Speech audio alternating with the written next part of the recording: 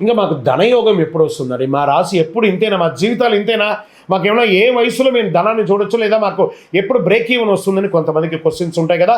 మేషరాశి వారికి 25, 28, 33, 40, 45 సంవత్సరాలు బ్రేక్ ఈవెన్స్, ఈ యొక్క ఆధ్యాత్మికమైనటువంటి ఆర్థికమైనటువంటి అవకాశాలు, ధనయోగం వచ్చే అవకాశాలు ఉన్నాయి. వృషభ రాశి వారికి 24, 28, 36, 42 సంవత్సరాల్లో ధనయోగం వచ్చే అవకాశాలు ఉన్నాయి. మిథున రాశి వారికి 25, 32, 35, 42, 45 సంవత్సరాల్లో ధనయోగం ఉంది. కర్కాటక రాశి వారికి 24, 28, 30, 38, 46 సంవత్సరంలో ధనయోగం ఉంది. సింహరాశి వారికి 22, 26, 33, 40, 48, 60వ సంవత్సరం కూడా ఉంది ధనయోగం. చూడండి ఎంత బాగుందో. కన్యారాశి వారికి 30, 36, 48, 50, 55 సంవత్సరాలు ధనయోగం బాగా ఉంది.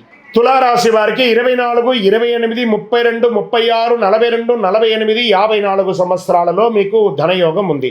వృశ్చిక రాశి వారికి 25, 30, 33, 40, 45, 55, 62 సంవత్సరాలు ధనయోగం ఉంది. ధనుసు రాశి వారికి 22, 28, 35, 40, 48, 52, 56, 58, 60 ఈ సంవత్సరాల్లో ధనయోగం ఉంది. మకర రాశి వారికి 30, 33, 36, 42, 50 ఈ సంవత్సరాలు ధనయోగం ఉంది. కుంభరాశి వారికి 24, 28, 32, 36, 42, 50 సంవత్సరాల్లో ధనయోగం ఉంది. మీనరాశి వారికి 25, 28, 33, 38, 45, 55 సంవత్సరాల్లో మీకు ధనయోగం అనేది ఉంది. విజయోస్తు. ఇంకా మీకు నిత్య జీవితంలో ఈ 12 రాశులకి ఏదైనా ఆపద వచ్చినప్పుడు ఏ దేవుణ్ణి ప్రార్థన చేసుకుంటే మంచిది, ద్వాదశ రాశులకి ఎక్కువ ఉంటూ ఉంటుంది. దాని మనం ఇప్పుడు చెప్తున్న మేషరాశి వారికి సుబ్రహ్మణ్య స్వామి వారి ప్రార్థన చాలా విశేషమని కూడా చెప్పవచ్చు. వృషభ రాశి వారికి దుర్గమ్మ తల్లి, పరమశివుడు లేదా దుర్గా సప్తశతి చండీ పారాయణను చేసుకుంటే చాలా మంచిది. మిథున రాశి వారికి మహావిష్ణు లేదా కలియుగ ప్రత్యక్ష దైవం వెంకటేశ్వర స్వామిని ప్రార్థన చేసుకోవచ్చు.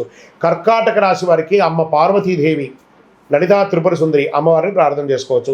సింహరాశి వారి ఎక్కువ శాతం ఆంజనేయ స్వామి వారిని ప్రార్థన చేసుకుంటే, అసాధ్య సాధక స్వామిని ఆయన ప్రార్థన చేసుకుంటే అనుగ్రహం వస్తుంది.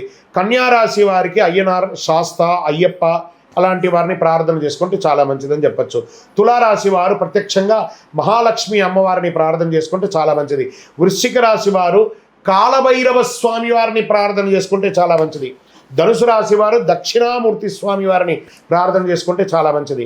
మకర రాశి స్వామి వారికి, మకరం వాళ్ళు కూడా శని భగవానుని ప్రార్థన చేసుకుంటే చాలా విశేషమైనటువంటి ఫలితాలు పొందుతారు. కుంభరాశి వారు చక్కగా ఆంజనేయ స్వామి ప్రార్థన చేసుకుంటే చాలా మంచిది. మీనరాశి వారు మహావిష్ణువు లేదా గురువుని ప్రార్థన చేసుకుంటే చాలా గొప్ప ఇబ్బందులు వచ్చినప్పుడు కూడా వీటన్నిటి కూడా ఈ దేవతా ప్రార్థన ద్వారా అన్ని రకాలైనటువంటి ఫలితాలను పొందుతారు. మంచి ఫలితాలు విజయోస్తు. ఏ గ్రహం వారు ఏ వస్త్రాలు ధరిస్తే చాలా మంచిది, ఏ అనుకూలం ఎలా వస్తుంది అనుకుంటే, సూర్య భగవానుడు ఆదివారం నారింజ, కాషాయం, ఎరుపు రంగులు శుభప్రదం. నాయకత్వం, ఆత్మవిశ్వాసం, కీర్తి పెరుగుతుంది. ఇలాంటిది ఆదివారం రోజు ఇది ధరిస్తే. ఇంకా చంద్ర భగవానుడు ఇంకా సోమవారం తెలుపు, వెండి రంగు లేదా బూడిద రంగు వస్త్రాలు ధరించడం మంచిది. మనశ్శాంతి, సౌమ్యత, భావోద్వేగమైనటువంటి మీద సమతుల్యత పెరుగుతుంది. కుజుడు అంగారకుడు మంగళవారం ఎరుపు, మరూన్ రంగు వస్త్రాలు శుభప్రదం. దైవశక్తి, ఉత్సాహం పెరుగుతుంది. బుధ భగవానుడు బుధవారం ఆకుపచ్చ రంగు వస్త్రాలు ధరించడం మంచిది. విద్యా, జ్ఞాపక శక్తి, వ్యాపారానికి అనుకూలమని కూడా చెప్పారు. ఇంకా గురు భగవానుడు పసుపు రంగు వస్త్రాలు ధరించడం వల్ల శ్రేయస్కరం. జ్ఞానం, ఐశ్వర్యం, గురుకృప లభిస్తుంది. శుక్రవారం శుక్రగ్రహానికి లేత గులాబీ, పింక్, తెలుపు రంగు, గోల్డ్, చందనం కలర్ ఇవన్నీ కూడా విశేషం. దాంపత్య సౌఖ్యం పెరుగుతుంది. ప్రేమ, సౌందర్యం కూడా పెరుగుతుంది. ఇంకా శనివారం నాడు శనీశ్వరుడికి, శని భగవానుడికి నీలం, గాఢ నీలం, నలుపు ఇవన్నీ కూడా నీల వస్త్రధారి కాబట్టి అది ధరిస్తే చాలా మంచిది. క్రమశిక్షణ, సహనం, స్థిరత్వం పెరుగుతుంది. మనసులో ఉన్న అశాంతి అనేది తొలగుతుంది. రాహు ఇది వచ్చేసి మంగళవారం కూడా దీన్ని పెట్టుకోవచ్చు. పొగ రంగు, స్మోక్ గ్రే ఉంటుంది చూసారు, అలా చూసుకోవచ్చు.